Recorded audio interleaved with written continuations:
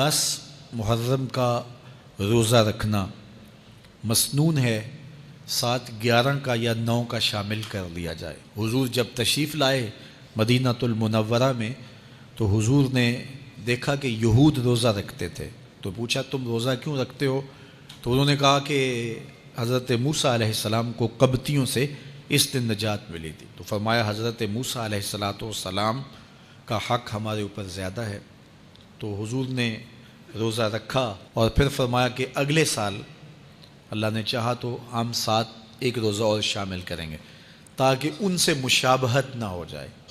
عددی مشابہت سے بھی بچنے کے لیے حضور نے کہا کہ ہم 2 رکھیں گے۔ تو روزہ اگر عاشورے کا رکھنا چاہیں تو اس کے لیے سنت یہ ہے کہ ساتھ یا 9 کا شامل کریں یا 11 کا شامل کریں۔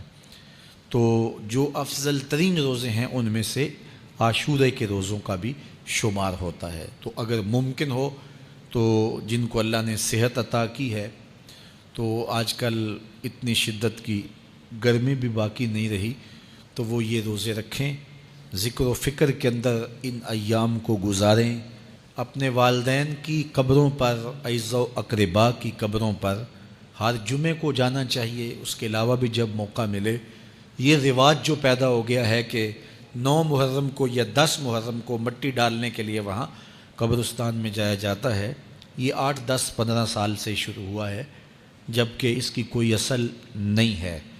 تو اگر آپ روٹین سے جاتے ہیں تو آپ کو ہر جمعے کو جانا چاہیے والدین کی قبروں پر، اور وہاں جا کے ہر جمعے کو سورہ یاسین کی تلاوت کرنی چاہیے۔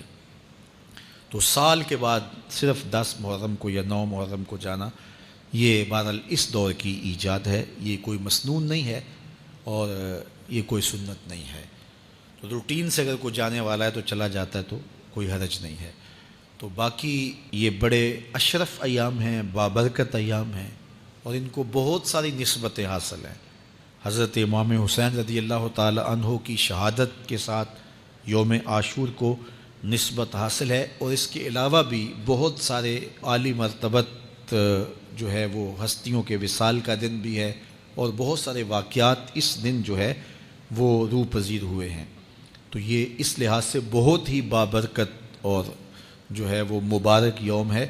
تو اس دن کو ذکر و فکر میں، عبادات میں بسر کیجئے گا، اور اپنی زندگی کی ایک ایک ساعت کو اللہ اور اس کے رسول کے نام پر لگا دینے کے جذبوں سے سرشار ہو کے زندگی گزاریے گا۔ حضرت امام پاک انہوں نے اپنی زندگی دین کے لیے قربان کر دی، تو یہ 10 محرم ہمیں سبق دیتا ہے، اور ہم اس دن عہد کرتے ہیں اگر انہوں نے اپنے بچے بھی قربان کر دیے اور اپنی اولادیں بھی بھوک اور پیاس میں قربان کر دیں